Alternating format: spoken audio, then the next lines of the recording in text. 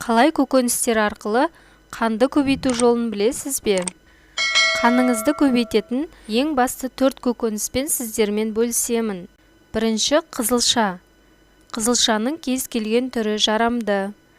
Тіпті шекідей жесеңіз де пайдасы орасан. Күнделікті тамаққа, салатқа қосып жесеңіз болады.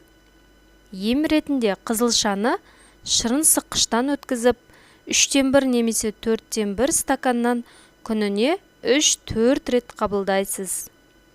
Емді әр 3-4 сағат сайын жүргізіп отырсаңыз, 3-4 күнде керемет нәтижеге жетесіз. Екінші көкөніс қияр. Қиярды қабығымен жеуге әдеттеніңіз. Сондай-ақ күніне 1 рет 1 стаканнан қияр шырынын ішіңіз. Үшінші көкөніс асқабақ. Қаназдыққа өте пайдалы көкөніс. Күніне 150-200 грамм асқабақ жесеңіз, ағзаңызды шлактан тазартады. Қанды көбейтеді, әрі иммундық жүйеңізді нығайтады. Теріңіз жасарып, өзіңізді сергек сезінесіз.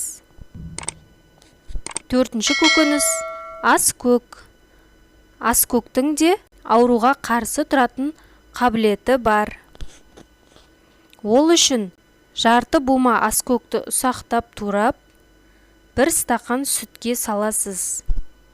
Оны отқа қойып, қайнауға дейін жеткізіңіз. Бір қайнап шыққан соң, отын бәсеңдетіп, тағы да 10 минуттай қайнатасыз.